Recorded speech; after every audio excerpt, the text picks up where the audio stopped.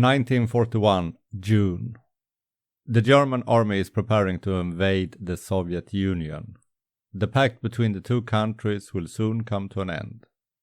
Stalin is not expecting an invasion at this time, as the German forces are massing at the border. The German army, directed by Hitler, has come up with several plans for the invasion. The final plan is named Barbarossa. 3 army groups with some 3.8 million men and over 3,500 tanks will attack. Following the code word Dortmund, the invasion will commence. It is set for the 22nd of June, 1941. Here follows the first week of the invasion, based on German situation maps, with each German unit geo-referenced at its exact location as shown on those maps. Where such maps have been lacking, other maps have been used to approximate the situation. But in general, every day has had a full situation map. The text is based on the Kriegstagebuch des Oberkommandos der Wehrmacht, or the War Diary from the OKW. Soviet sources and maps are hard to find, so that text is based on various sources with only an approximation of the units and their positions. The Soviet army has at least 2.7 million men, 11,000 tanks ready to take part in the Great Patriotic War at the border.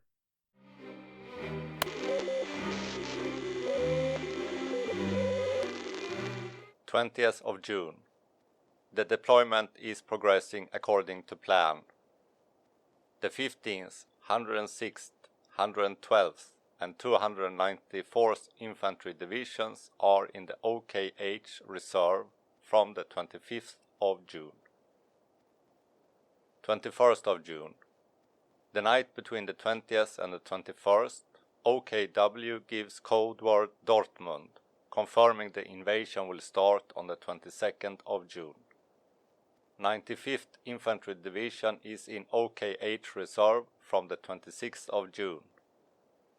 OKH headquarters moved to Angerburg.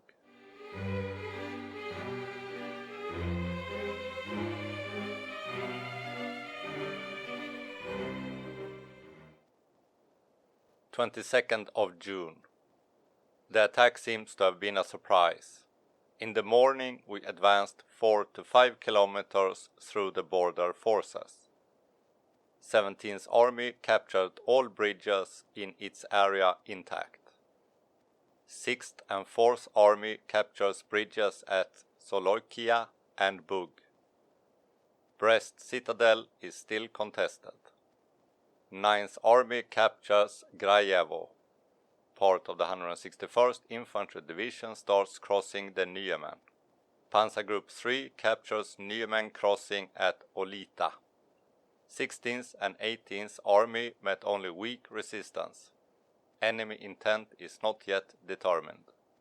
4th Panzer Group advances to Seredisius. OKH reserves for Army Group South, 4th Gebirgsjäger Division and 125th Infantry Division moving towards Yaroslav. 23rd of June. Luftwaffe has air superiority. Enemy intent is still not determined. Enemy is starting to resist more forcefully. Army Group South. Strong enemy resistance. Enemy motorized units moving from Zhytomyr. Army Group Center. 2nd and 3rd Panzer Group successful in their attack. They aim to encircle enemies around Bialystok. Army Group North. Enemies pulling back. Strong tank forces in the area. 4th Panzer Group attacking towards Dynaburg, trying to stop the enemy from retreating.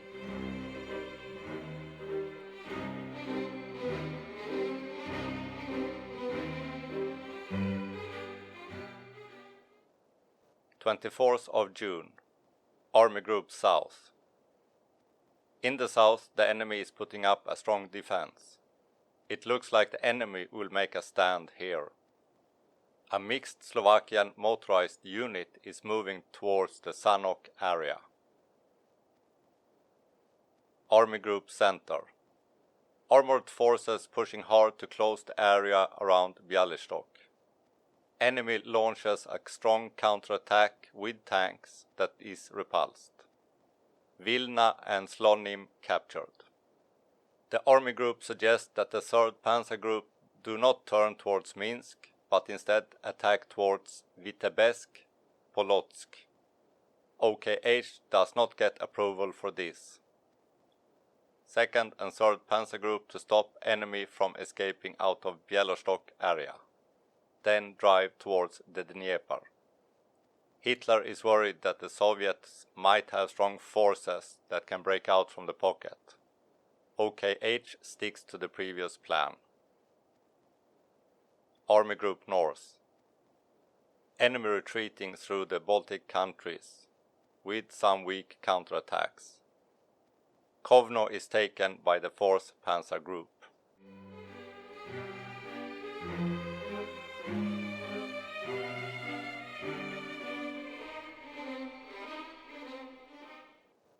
June 25th. Army Group South. Heavy fighting continues at the front. Enemy is bringing in reinforcements from the Zhytomyr area, with constant counterattacks against Panzer Group 1 with tank support. The flank is exposed for the 1st Panzer Group and the 6th Army, as long as the advance into the Ravka-Ruska area is stopped. 14th Corps in reserve will be activated to expand the armored wedge. There is a possibility that the enemy will push back Panzer Group Kleist. In that case, 11th Army should prepare for a quick attack. Army Group Center. Encirclement at Bialystok is further closing. Heavy enemy attacks with tanks in the area have been repulsed. 43rd Corps turn north from Prusana to encircle enemy forces. Briefing should be held via telephone or telefax. After encirclement of Bialystok is complete, 2nd and 3rd Panzer Group should be freed together with the 4th and 9th Army to continue attacking east. OKH reserves the right to continue the operation from the Minsk area. Army Group North. Enemy is putting up a heavy fight. Reinforcements arriving to Riga-Daugavpils area, possibly to defend Daugava to slow down the German attack. June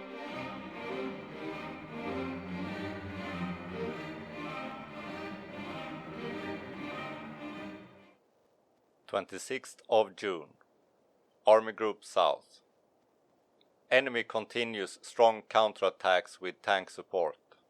This is expected to last for several days before a decision is made, and Panzer Group 1 can continue striking towards Zhytomyr. 11th Army is ready to attack on the 2nd of July. Extra reserves might be added to the area. The 125th Infantry Division is under consideration. Army Group Center. Enemy forces are enclosed in the Bialystok area. Enemy counterattacks as they try to retreat are all repulsed. Panzer Group 2 pushes towards Sluk. Panzer Group 3 northwest of Minsk. Panzer Group 2 should the coming days mass around Minsk with the goal towards Babrysk. 20th and 8th Corps should move towards Volkovysk. Army Group North.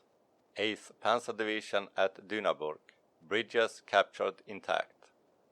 Strong enemy attacks east-west repulsed. The army group should push over the Daugava to hit Daugavpils.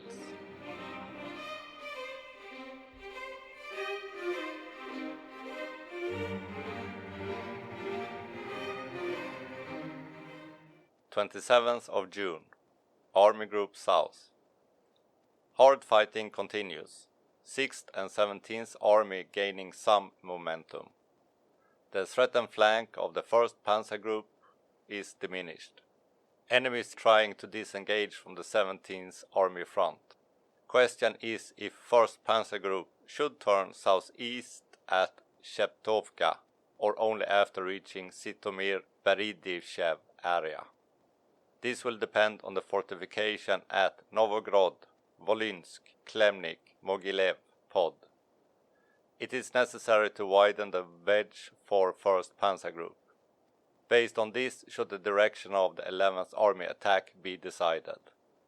It is advised to separate Hungarian and Romanian forces. Reports of Russian forces using Levisite bombs.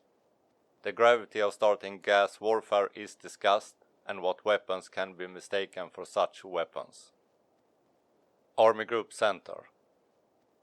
Enemy units are trying to pull back from the pocket at Bialystok. Heavy counterattacks directed south and north to avoid being encircled. Bialystok is captured. Leaflets requiring surrender of enemy forces have been dropped. A decision to use only the 4th Army at this pocket is under consideration. Panzer Group 2 and 3 continues attacking east. Panzer Group 2 holding high ground around Minsk, defending against enemy attacks from the south and east.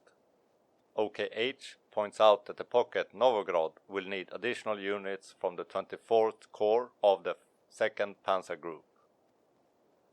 Army Group North. The attack is progressing according to plan.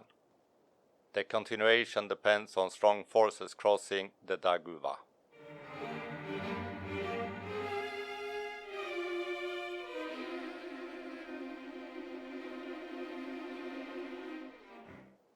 June 28th, Army Group South. Enemies pulling back from the whole of the 17th Army front. It is expected that they aim to hold the line Novogrod-Klemnik-Dniester. Panzer Group 1 captures Rovna during heavy fighting. Heavy fighting against enemy armored forces at the Dubno-Kremnichek area. Army Group Center. Enemy continues to try and break out of the pocket Bialystok. They are unsuccessful. Panzer Group 3 captures Minsk and closes the pocket Novogrodek in the north and northwest. Panzer Group 2 reaches Koidanov, southwest of Minsk, so pocket is almost closed. Part of the group striking towards Bobrusk. Aerial reconnaissance shows enemy fortification in the Vitebsk area. Probably a new line at the Dnieper. Army Group North. Attacks continues as expected, no strong enemy presence. Enemy is retreating north-northeast. Counterattacks against the bridgehead at Dynaburg repulsed. New bridgehead at Jakobstadt. OKH reserves are allocated. In the south, the 10th Infantry Division, 1st Panzer Division and 1st Motorized Division. Army Group Center, 8th Infantry Division and Army Group North, 5th Infantry Division.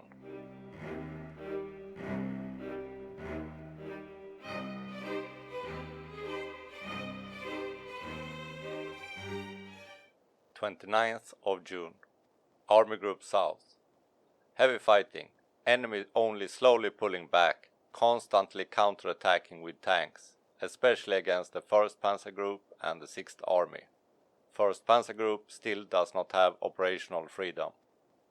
OKH suggests that early strong infantry attacks against the Novogrod, Volonsky, Klemnik, Dnieper area to facilitate the use of artillery in a timely manner.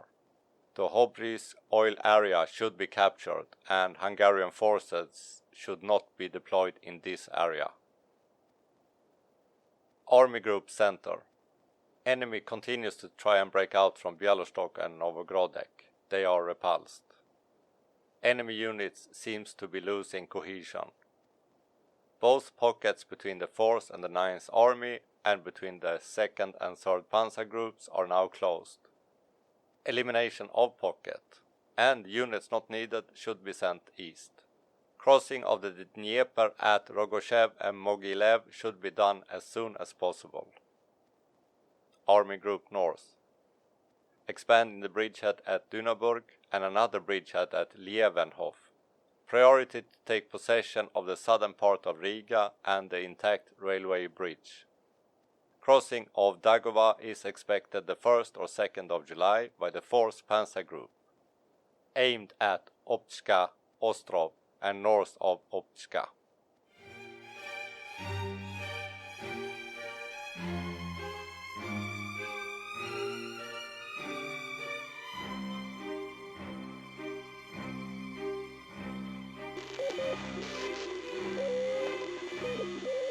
On the 21st of June an order to stay alert is issued, but it does not reach many units until after the German invasion.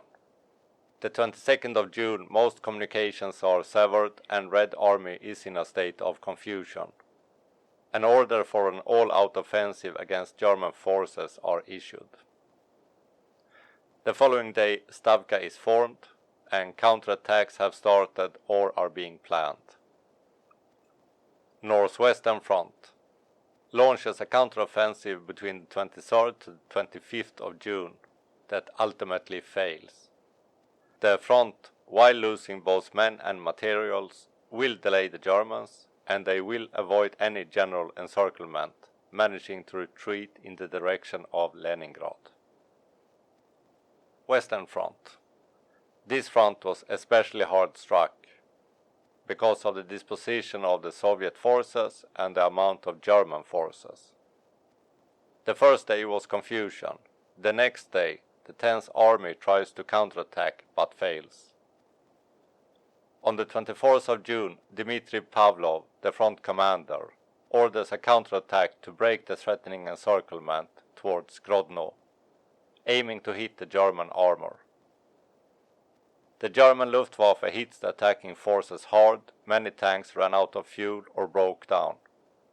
The German panzer forces had already passed Grodno. Pavlov realizes he is about to be encircled and orders all armies to retreat on the 25th of June. Many forces cannot disengage or retreat. Additional attacks fail and by the 27th the pocket is sealed. The pocket is later split into several small groups. 3 armies plus part of a 4th army will be destroyed here. The only place holding is Brest. That place has drawn in Soviet forces from the surrounding areas. They will hold out for about 8 days, inflicting 5% of the total German losses up to that point. Southwestern Front. By the 23rd, the Red Army starts strong counterattacks against the German Army Group South. On the 26th, 3 Soviet corps attacks the German 1st Panzer Group. The battle will last 4 days and ultimately be a Soviet defeat. By the 30th, the remaining forces are ordered to retreat.